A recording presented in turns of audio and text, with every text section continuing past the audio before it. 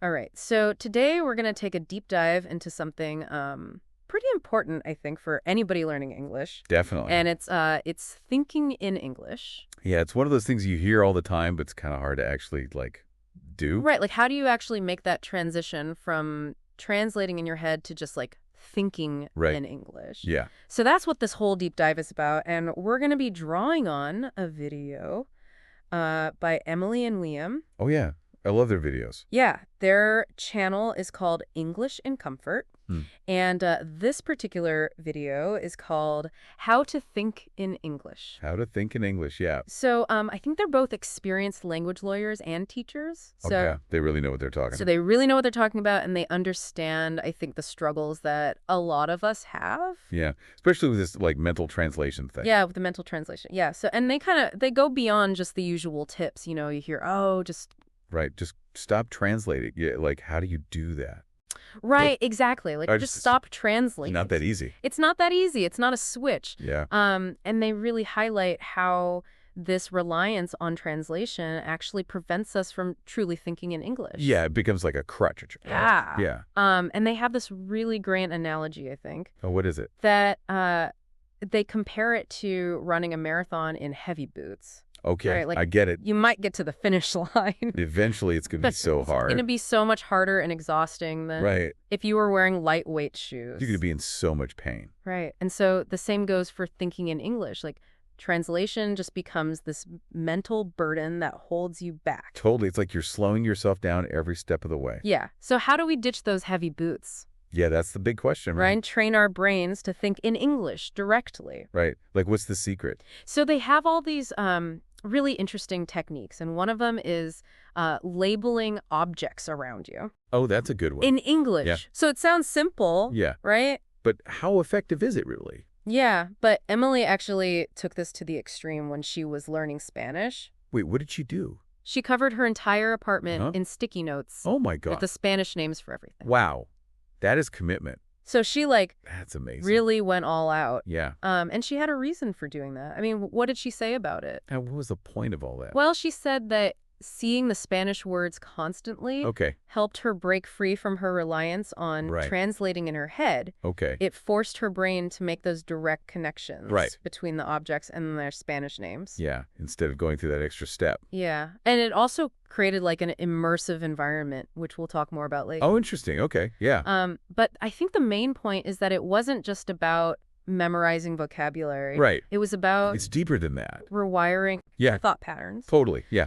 So, but for those of us who aren't ready to turn our homes into a giant sticky note experiment, what are some other ways Yeah. What can we do that's a little less extreme? to practice this labeling technique? Okay. So they suggest starting with everyday routines. Okay. For example, while you're cooking dinner, you could consciously label each ingredient and each utensil Okay. in English. Yeah. So, knife, cutting board, onion, garlic, Oh, that's good. and so on. Yeah. And I think this works because it connects English to actions and sensations. Yeah. Right? It's more real. It's more real than just less abstract. looking at a word in a book. Right. Yeah, Yeah. So that makes sense. the more you can integrate English into your daily life, the faster your brain will adapt. Totally, yeah. And it doesn't have to be limited to the kitchen. Right. You can do this while you're getting dressed, walking the dog. Even just looking around, Just observing your surroundings. Yeah. That's a good point. So it's about making English part of your mental soundtrack I like that. throughout the day. Yeah, the mental soundtrack. That's Right. a good way to put it. And speaking of mental soundtracks, Okay. another key strategy that they emphasize is preparing key phrases in advance Okay. for common situations. Right. So things like greetings, ordering food, asking for directions, Mhm. things you encounter Yeah. regularly. The things you say all the time. Yeah. You should know those in English. Yeah, and having those phrases readily available in English, I think would really eliminate that Right. mental scramble of translating back and forth in the moment. Yeah, you don't want to be stuck, searching for the words. Yeah, it's having a cheat sheet Exactly. for real-life conversations. Yeah, that's a good analogy. And the more you practice these phrases, Right. the more confident and natural you'll feel using them. Totally. And you'll be surprised how quickly they become second nature. Yeah, it's like anything. You practice it enough. Yeah. It just becomes automatic. So we're starting to see a pattern here. Was that? It's not just about learning vocabulary and grammar rules. Right. It's more than that. It's about training your brain Like training. to think and react in English Yeah. automatically. Automatically, yeah. But what about those times when we need to express more complex thoughts? Yeah, like when you're not just ordering a coffee. Right. You want to have a real conversation. Exactly. Yeah. And Emily and Liam also talk about the power of internal dialogues. Oh, yeah, internal dialogues. That's interesting. Yeah. What is that So exactly? basically, it involves having a conversation with yourself, Okay. but in English. Oh, so like talking to yourself in English. Yeah. Okay. Um, I could see how that could be helpful. it might sound a little strange at first, Yeah, a little bit. but it's incredibly effective. Oh, really? Yeah. I'm curious, how does simply talking to yourself Yeah. help you think in English? Right. Wouldn't it be just as easy to have those conversations in your native language? Yeah, I mean, your brain already knows how to do that. Right. So why bother doing it in English?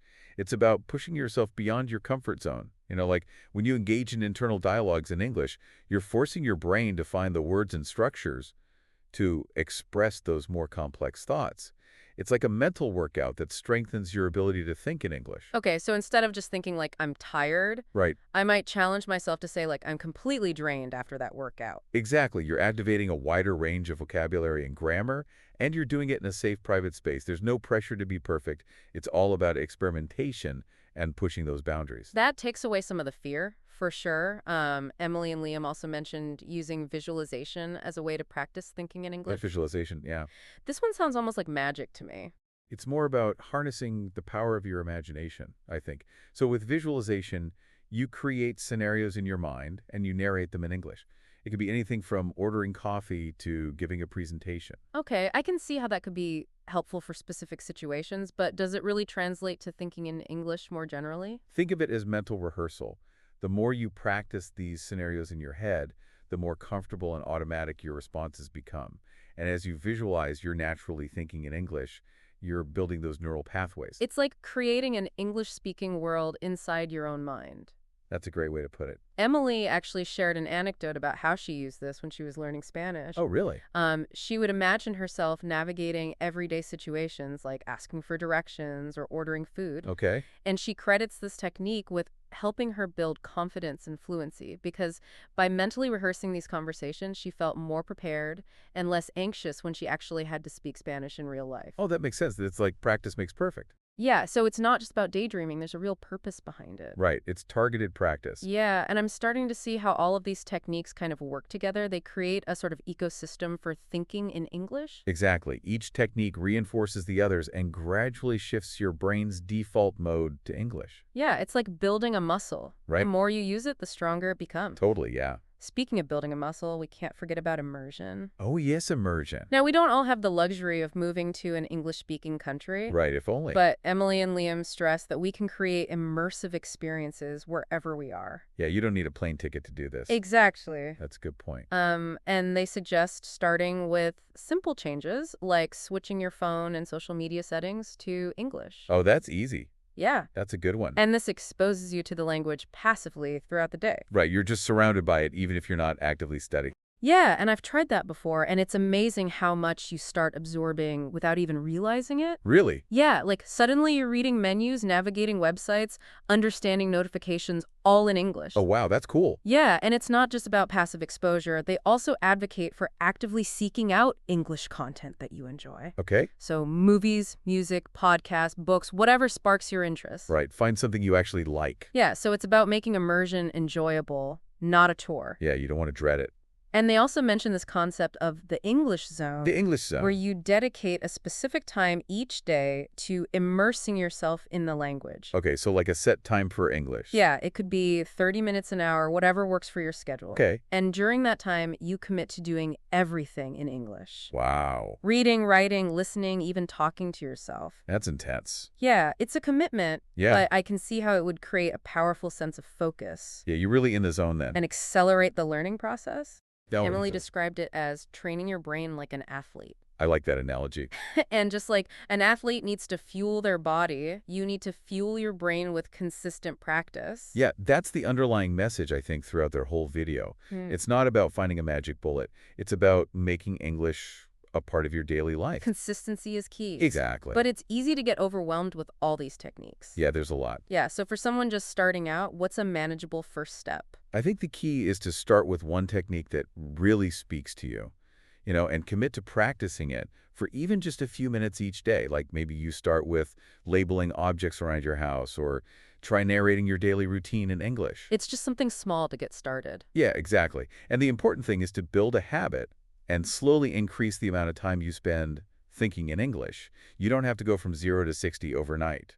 That's a good point. It's like any new skill, you have to build up to it gradually. And Emily and Liam emphasize the importance of celebrating those small wins along the way. Oh yeah, they really stress that whether it's successfully ordering your coffee in English or catching yourself thinking in English without even trying, those little victories keep you motivated. And they build your confidence, which is so important when you're learning a new language. It's easy to get discouraged, but focusing on those wins helps you stay positive and keep moving forward. Absolutely.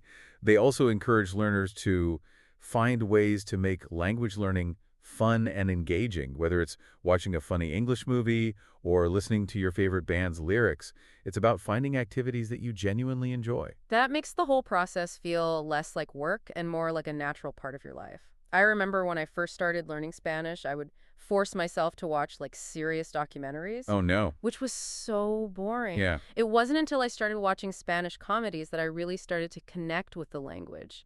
That's a great example. When you're enjoying yourself, your brain is more receptive to learning and you're more likely to stick with it. And Emily and Liam remind us that there's no right or wrong way to approach language learning. What works for one person might not work for another. So it's about experimenting and finding what resonates with you. Exactly. And they really emphasize the importance of being patient with yourself throughout the process. Oh yeah, patience is key. Yeah, They compare language learning to running a marathon, not a sprint. right. It's about pacing yourself and enjoying the journey, not just focusing on the destination. And they remind us that everyone makes mistakes along the way. It's part of the learning process. The key is to not let those mistakes discourage you. Yeah, don't beat yourself up about it. Yeah, instead view them as opportunities to learn and grow. That's a great mindset to have, and they encourage learners to see mistakes as a sign that they're pushing their boundaries and stepping outside of their comfort zones. So instead of beating yourself up over a grammar mistake, embrace it as evidence that you're trying new things and making progress. Exactly, and they suggest finding ways to track your progress, whether it's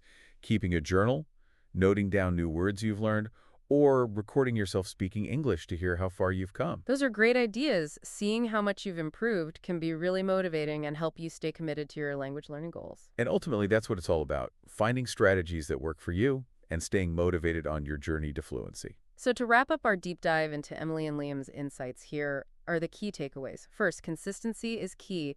Make English a part of your daily life, even if it's just for a few minutes each day. Second, celebrate those small wins along the way. They'll keep you motivated. And third, find ways to make language learning enjoyable and engaging so it feels less like a chore and more like a natural part of your life. And remember, we're all on this journey together, so don't be afraid to reach out to fellow language learners for support and encouragement. We're here to cheer you on every step of the way. Keep practicing, keep exploring, and keep believing in yourself. Fluency is within your reach. You got this. And that's it for today's deep dive. We hope you found these insights helpful, and we can't wait to explore more fascinating topics with you next time. Until then, keep those English thoughts flowing. TOTO1.